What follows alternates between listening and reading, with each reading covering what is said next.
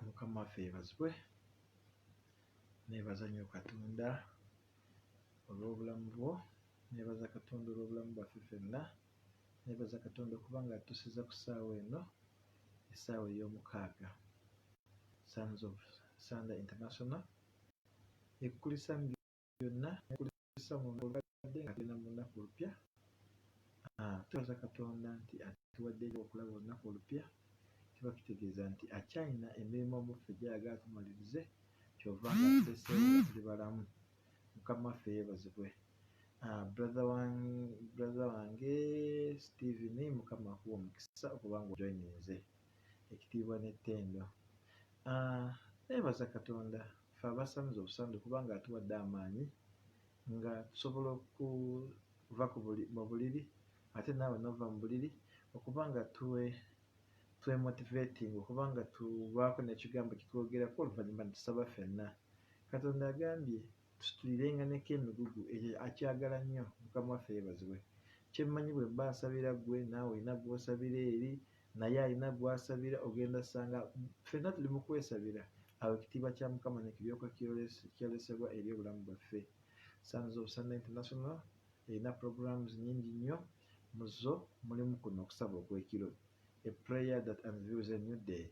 Kutandika ssaawa 6 eza South Africa, 7 eza Uganda, 12 ez'obudde obw'okumakya e China. Kati oyinza kukebera ku ssaawa yo okusinziira eggwanga ly'olimu n'omanya budde ki bwe tubaawo. Tubeera ne lunch hour buli ssaawa 6 eza misana, essaawa ya South Africa nga bwe nkugambye. Buli Lwakubiri ne tubeera ne puroguramu ey'abaana, bw'oba wagisubiddwa, nsaba Olwokubiri tugisubwa ssaawa 12:30 ez'akawungeezi. Lwakubiri tuba ne puroguramu z'abaana. Puroguramu egamba Raising Children to Adore God, okubakuza abaana basobole okuba nga baagala Katonda, bafunne ekintu ekyokwagala Katonda, nga memory verse eri mu Proverbs 22:6 nti kuza omwana wo mu makubo amalungi, nti ne bw'alikula taligavaamu, ne bw'oba toliiwo tayinza gavaamu. Mukama yeebazibwe. Ku Lwokuna ssaawa 12:30 tujja kubanga ne puroguramu eya Ask Your Pastor. Buuza musumba wo, olina ekibuuzo, olina ekyakulemesezza, olina challenge, waliwo paasi gy'osomye togitegedde, kiki ekyo ky'otategedde, buuza musumba wo. Tesigamba nti ffe tumanyi nnyo, naye tukoowoola Mwoyo Mutukuvu n'atulungamya. Ekyo kiba tumanyi, tugamba tuweemu akadde tusooke tukinoonyerezeeko. Tetwagala kugaba ansa nga tetuzeekakasa, ate twagala kugaba ansa nga ziri wabweru w'ekitabo kya Katonda. Mukama waffe yeebazibwe. Then buli Lwamukaaga ne Sande, ssaawa 12:30 tunaabanga oba tulina puroguramu eya Surveying the Word of God, okulambula ekigambo kya Katonda kye twandiyise Bible study. Okuba ng'omanyi ky'osoma, okuba ng'otegeera ky'olimu, so si kubeera awo nga tosobola kubikola Bible, bakugamba bikola Matayo n'ogenda mu ndagaano enkadde, ne bakugamba noonya Obadiya n'otandika kunoonya empapula mu kontenti, no. Ne bakugamba kino ekyawandiikibwa n'oba ng'otandika leka tusome Bible tugitegeere, Katonda asobole kutuwa ebirungi.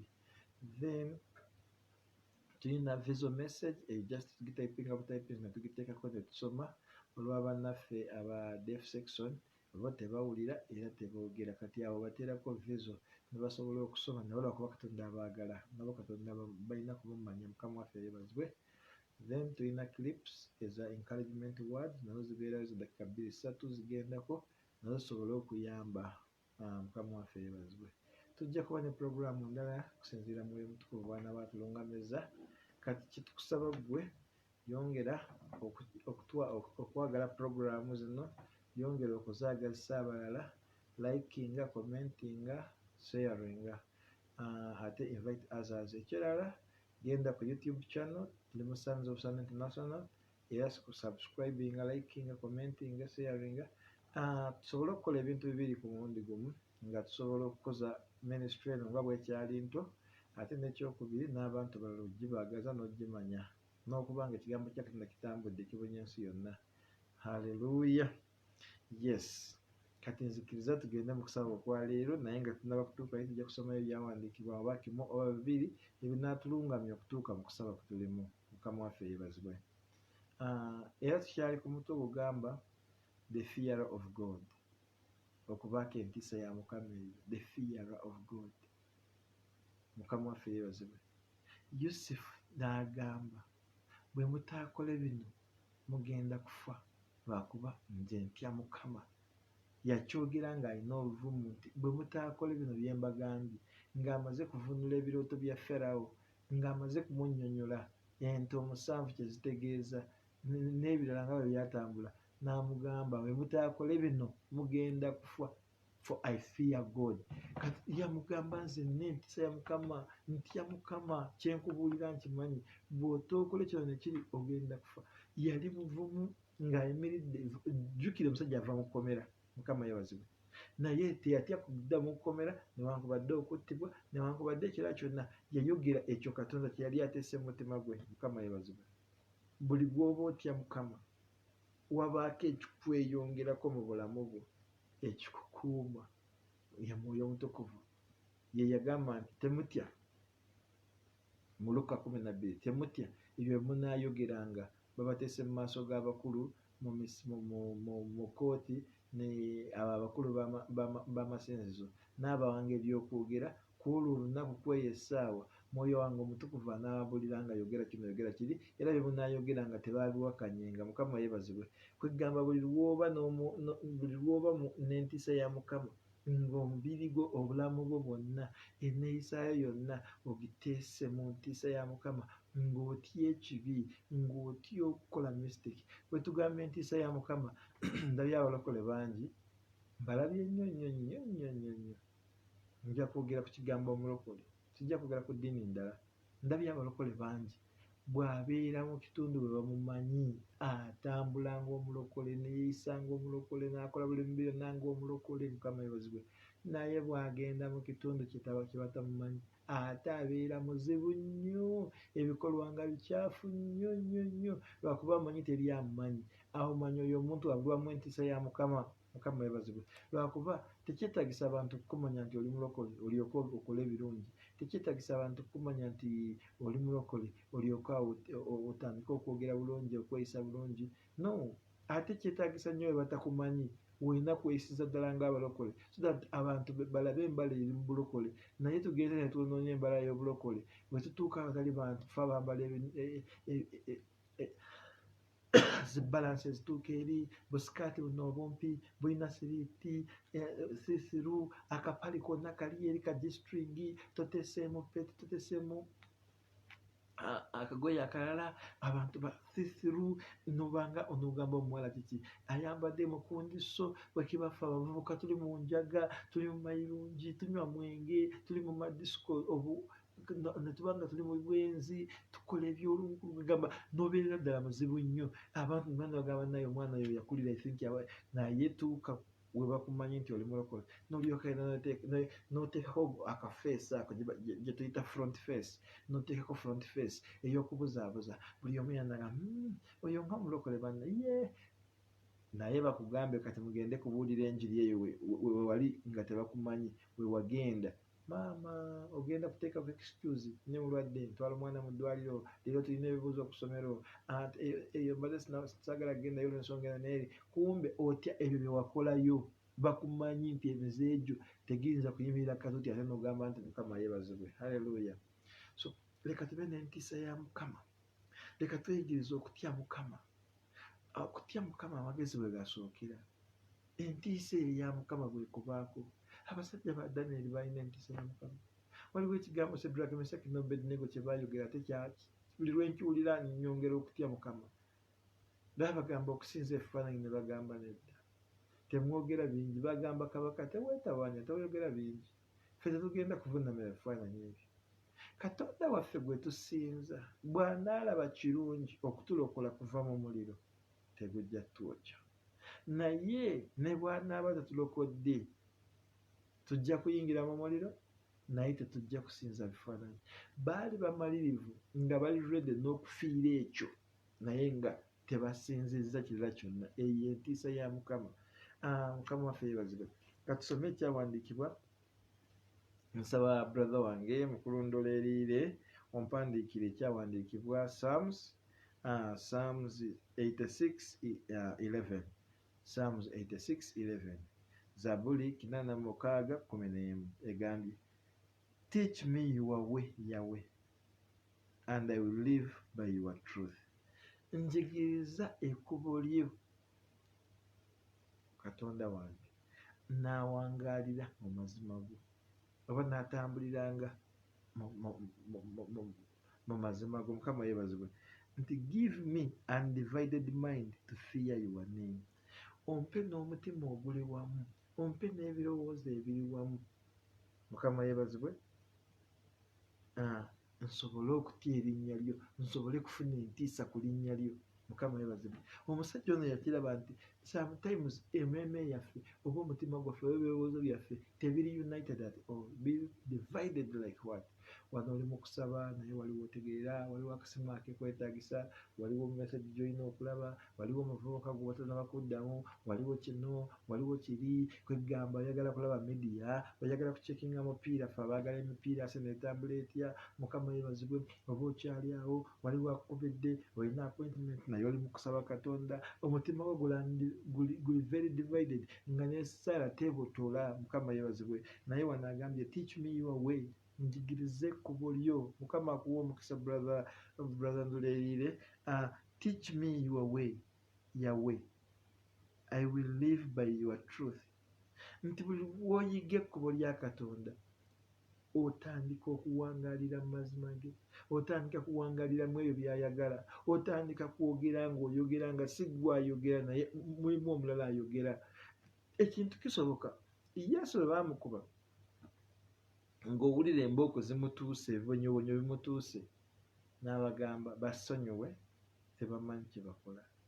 Waliwo omusajja omulala eyakubibwa amayinja, Stefano, ate naye n'ayogera statement eyo nti kitange basonyiwe lwakuba tebamanyi kye bakola. Ekyo Yesu kyatugamba nti we den ourselves, we carry our cross and follow him. Mukama waffe yeebazibwe. Twerekereze ffekka ebyensi tubyesaleko, tusitule omusalaba gwaffe tumugoberere. Olabira ddala nti amakubo ge yatambuliramu Stefano yagatambuliramu n'ategeera n'obulungi obuli mu kigambo kya Katonda. Twegaseeko omulala. Mukama akuwa omukisa. Haleluya. Buli bwe tutegeera amazima, buli bwe tutambulira mu mazima rokota, Bayibuli egambye nti teach me your way. Gwe wekka tugenda kikola brother Ndoleerire. Nze nzekka amusiyinza kikola, mukyala wange tayinza kikola, n'omwana waffe tayinza kikola, n'omusumba atusingayo, n'omuweereza w'amaanyi gw'omumanyi tasobola kukikola yekka. Mukama yeebazibwe. Nga talina okusomesebwa okw'Omwoyo Omutukuvu okuva gy'oli. Sister Martha, Mukama yeebazibwe. Sister Martha asinzidde China. Mukama yeebazibwe kubanga otweyunzeeko, era kano kalango enkya funa obudde onkubireko, nsaba kwogeramu naawe Sister Martha. Mukama waffe yeebazibwe. Buli lw'obanga nze nabeerako ne muzeeyi budde butono nnyo, naye buli bwe yafulumanga okugenda yangambanga tugende ffenna, n'akwata emundu n'agimpa. Mukama yeebazibwe. N'entambula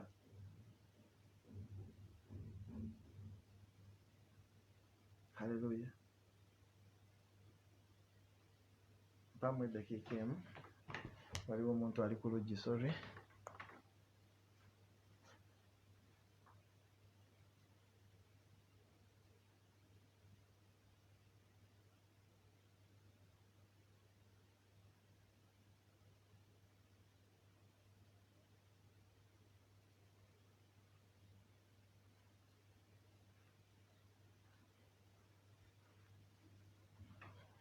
Nja kukiikinga mu geeti ezaawala.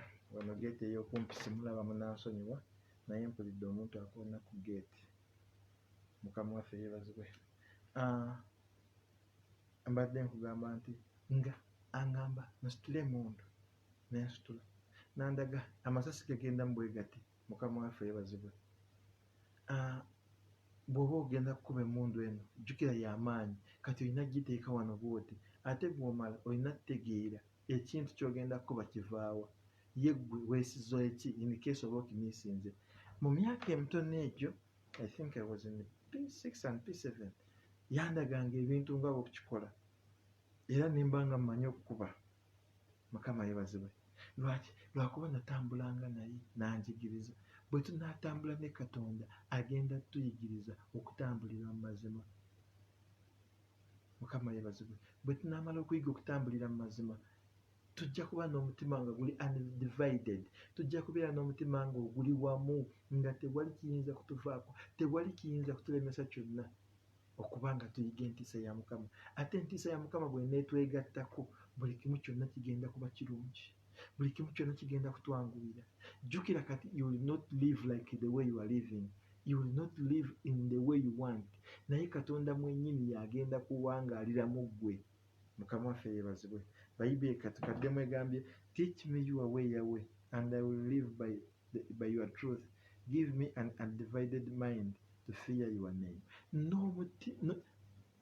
N'ebirowoozo okuba nga biri wamu, n'omutima okuba nga guli wamu, na buli kyokola kyonna okuba nga kiri wamu, byonna obijja wa Katonda ng'akuyigiriza amakubo ge. Mukama waffe yeebazibwe. Tudduke tugende mu Proverbs. Leero tugenda saba Katonda ekintu kimu, era naawe kyenkusaba ogenda kusaba. Saba Katonda akuyigiriza amakubo ge.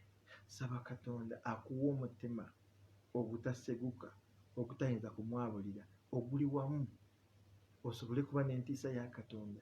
Buli bwe tubeera n'entiisa ya Katonda, ekyo tuba tugenze mu eri Matayo nti noonya obwakabaka bwa Katonda n'ebirungi ebiri mu bwo ebirala bigenda kwegattako. Awo ojja kuba omaze kubeera mu unity ya Katonda, ojja kuba omaze kubeera mu umbrella ya Katonda, ojja kuba omaze kubeera mu kimu kya Katonda. Mukama waffe yeebazibwe.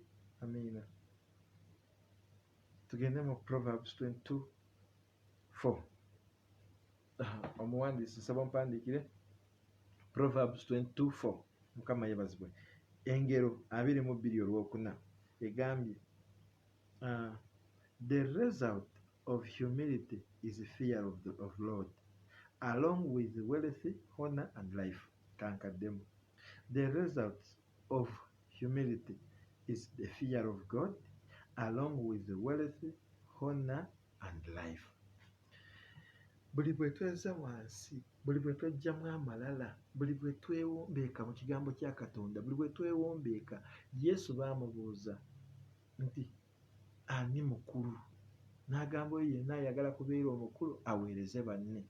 Mukama waffe yeebazibwe. Gwe buli bw'onooyagala okubeera omukulu ate kati weereza banne. Yesu atulaga nti obukulu si bwe buli obw'okutuula bakuweereze otandike okulagiriza, no.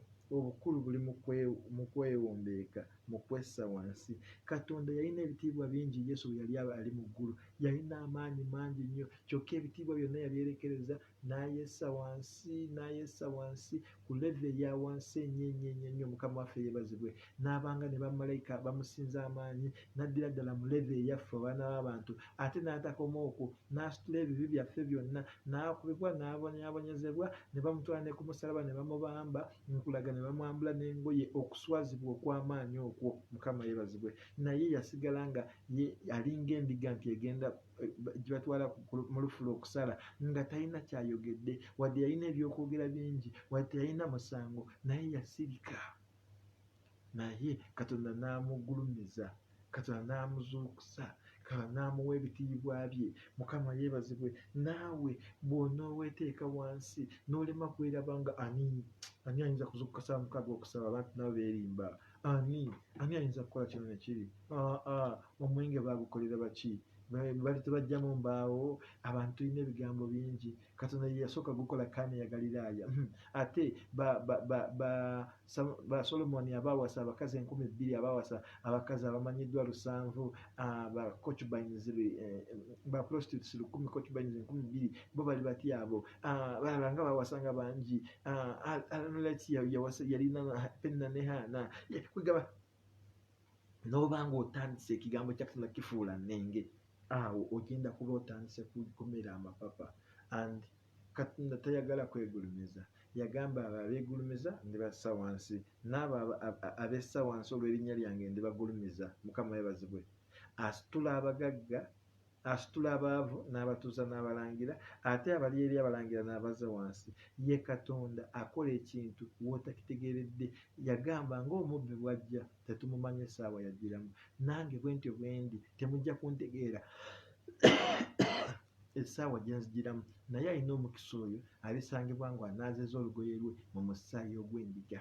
Mukama waffe yeebazibwe. Yiga okweteeka wansi, humility. Mukama waffe yeebazibwe.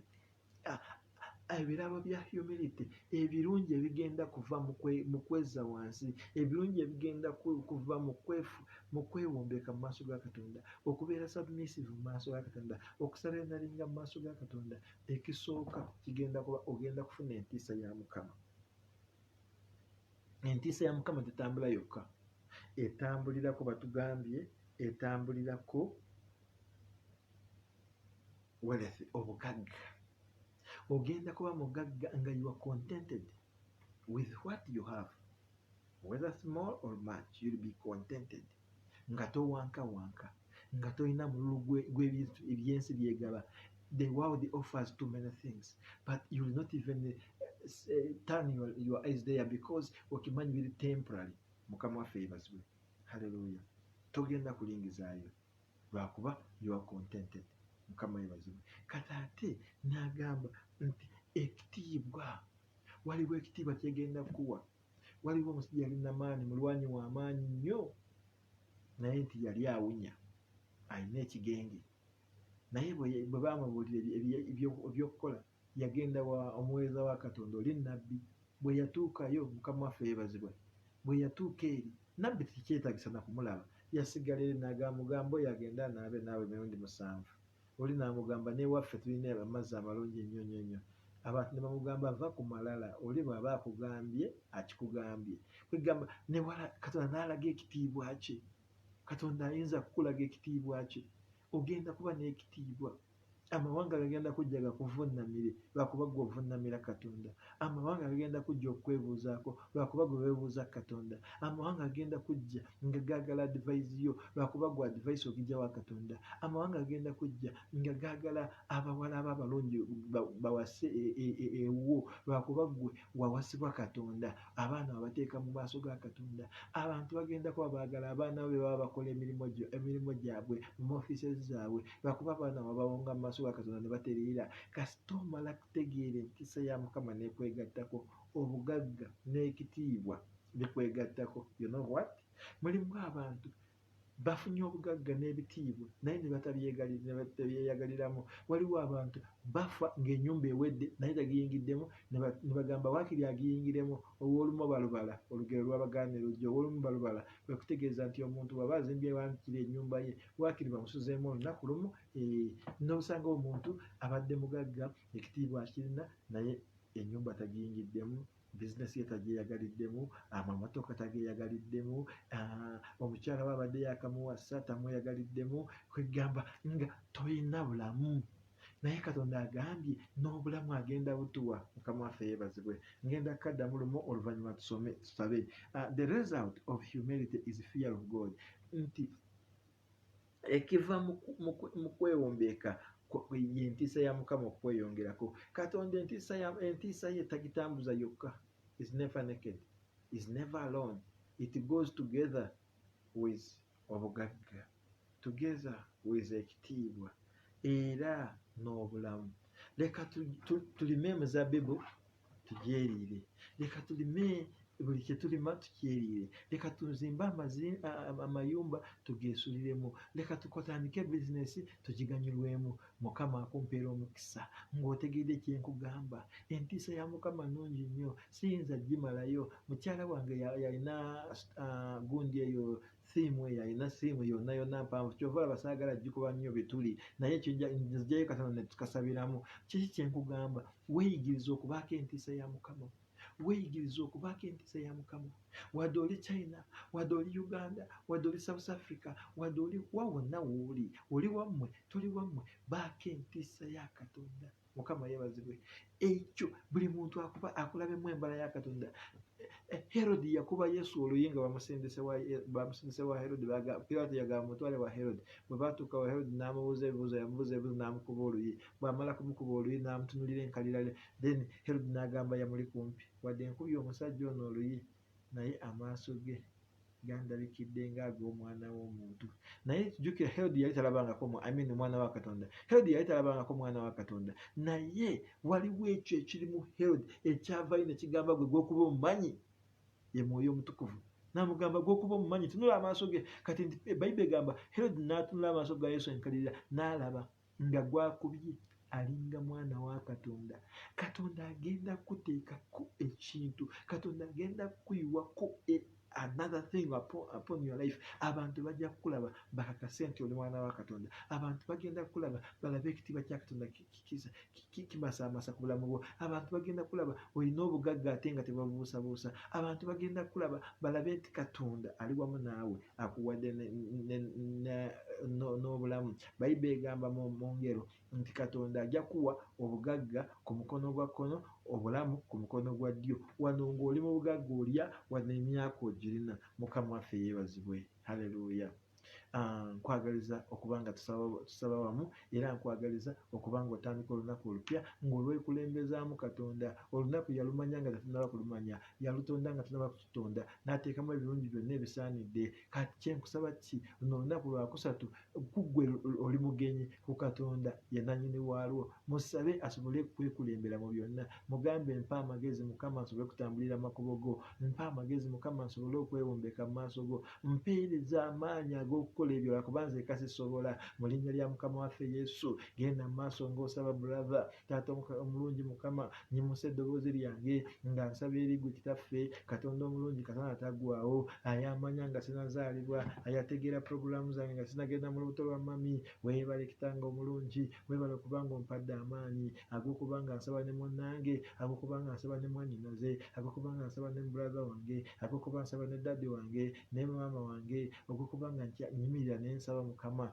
Weebale Kitange omulungi okumpa ekyawandiikibwa kino nga kisobola kulokola obulamu bwange, kisobola kuntereeza Mukama, kisobola kunzizaamu amaanyi mu linnya lya Mukama waffe Yesu. Taata omulungi nga tekijja kukola mu bulamu bwange nzekka wabula n'oyo agenda kiwulira, n'oyo akiwulidde, n'oyo Mukama abadde nange mu kusaba kuno mu linnya lya Mukama waffe Yesu. Tojja kutuleka kye kimu. Tusaba Mukama tuyigirize amakubo go tusobole okukutya Mukama. Tuyigirize amakubo go tusobole okutambulira mu mpya zo. Tuyigirize amakubo go tusobole okubeera mu mpya zo Mukama. Tuyigirize amakubo go Mukama tusobole okuba n'omutima oguli undivided, soul eri undivided, spirit eri undivided. Tusobole okuba nga tubeera n'entiisa yo Mukama. Entiisa ye twegatteko Mukama. Tusobole okukola ebirungi ebiva gy'oli Mukama mu linnya lya Mukama waffe Yesu. Tukoowoola ekigambo kyo eri obulamu bwaffe lwakuba omuntu agenda kuwangaala olw'ekigambo kye olw'emmere yokka wabula n'olw'ekigambo kya Katonda. Tuyigirize Bayibuli tetugimanyi, tuyigirize Mukama bye tusaanidde okuyiga.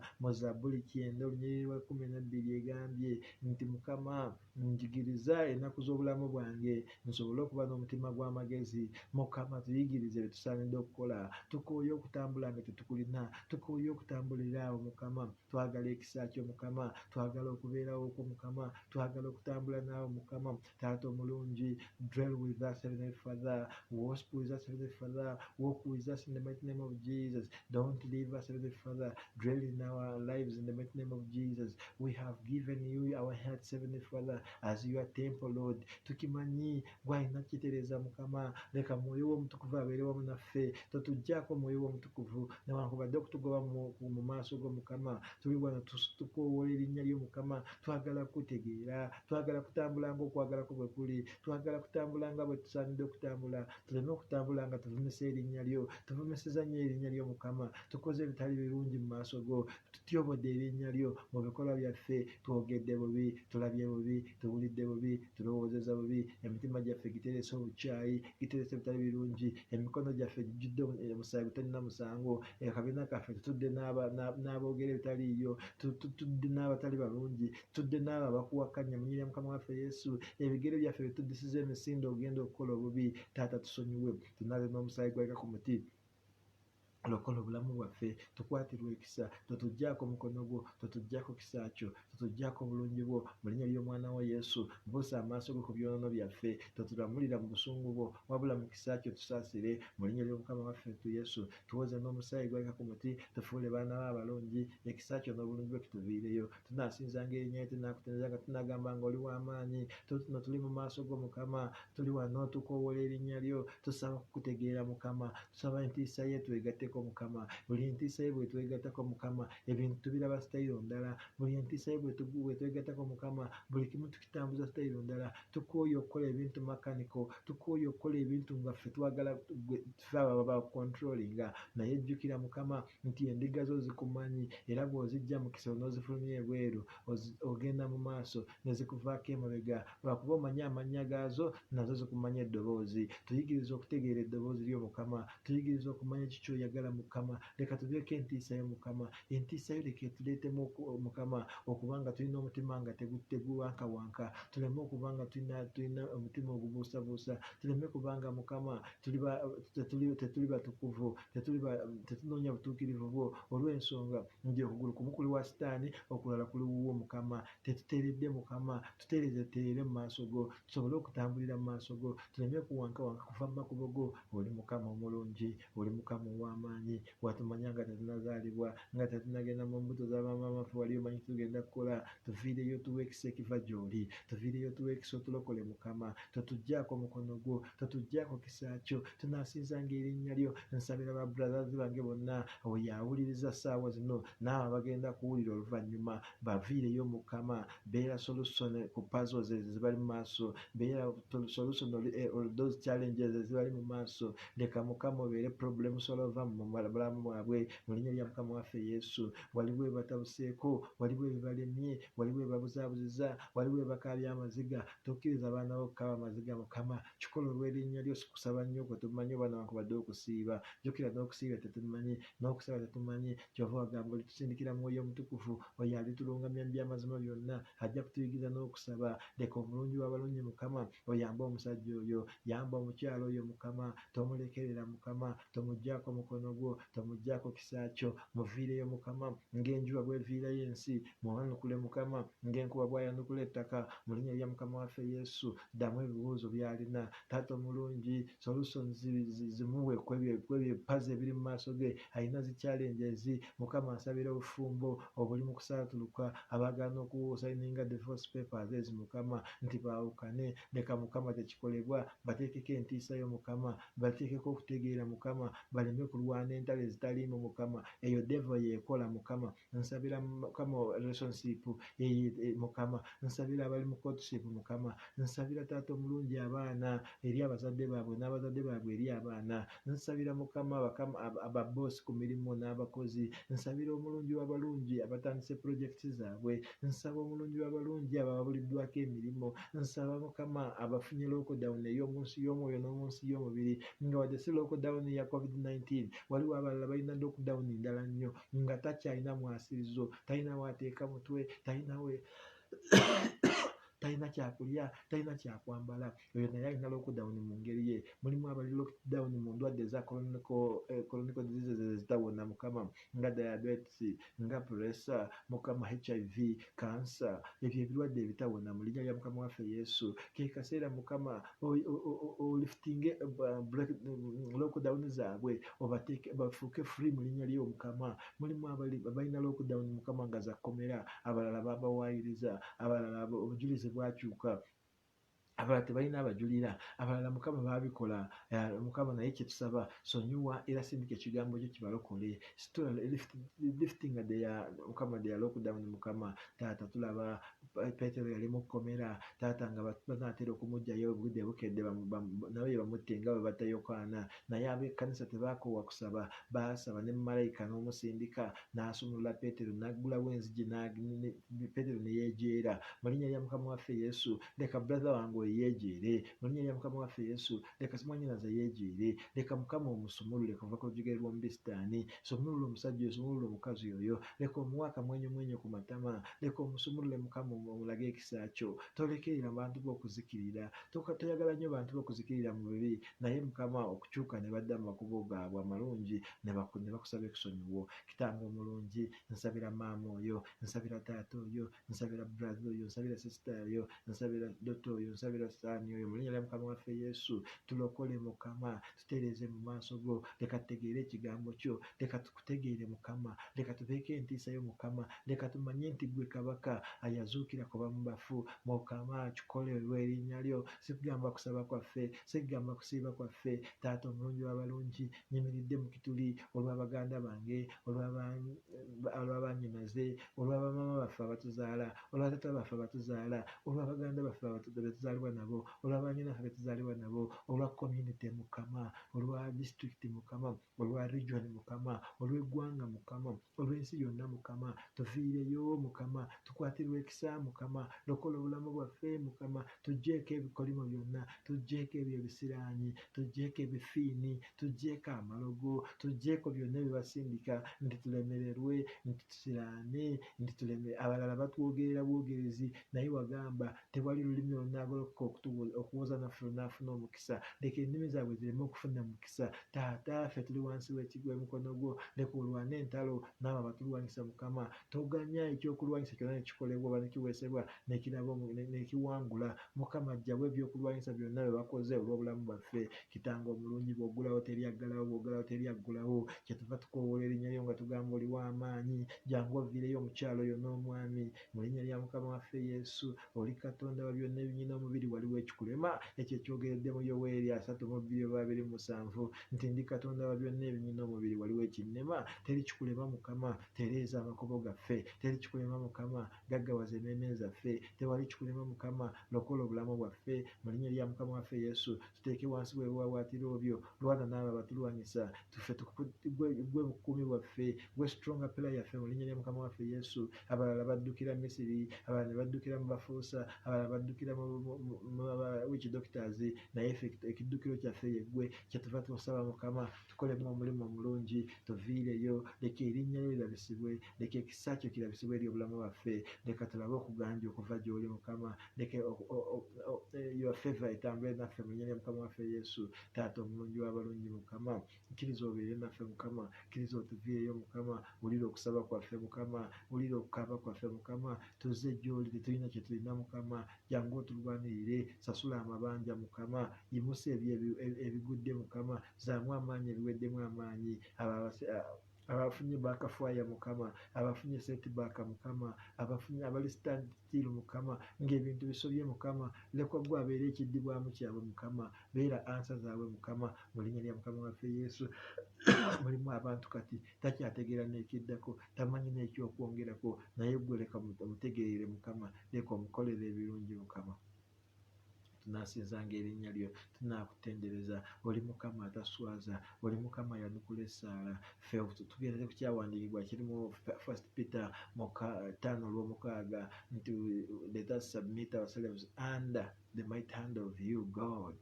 At appointed time shall exalt us. Manyi ogenda kuyimusa omukyalo oyo, manyi ogenda kuyimusa omwami oyo, manyi ogenda kuyimusa obuweereza obwo, manyi ogenda kuyimusa omuweereza oyo, manyi ogenda kuyimirizaawo bizinesi yo ebadde eweddemu amaanyi, manyi ogenda kufunira oyo omulimu atalina mulimu, manyi ogenda kusula amabanja g'oyo alina amabanja, manyi ogenda kufunira ennyumba oyo atalinawo okusula, manyi ogenda kufuuka muzadde ow'oyo omulekwa, manyi ogenda kufuuka mwami oyo namwandu, manyi ogenda kufuuka wa mukwano oyo Ssemwandu, manyi Katonda ogenda kuviirayo eggwanga lyo, manyi Katonda ogenda kuviirayo abantu bo. Twogedde ebitono ebingi biri gy'oli, kola ng'okwagala kwo bukuli. Wagamba tuleme kweraliikirira, naye mu bintu byonna tukoowoole ggwe Mukama, tukubuulire ensonga zaffe, tuziteeke ku lwatu osobole zitegeera. era tusabe nga tutwebaza nti okikoze. Naawe Katonda ow'ekisa olitunyweza kuyitira mwana wo Yesu omulungi w'abalungi. Mukama twetoloza omusaayi gwe gwaleka ku muti,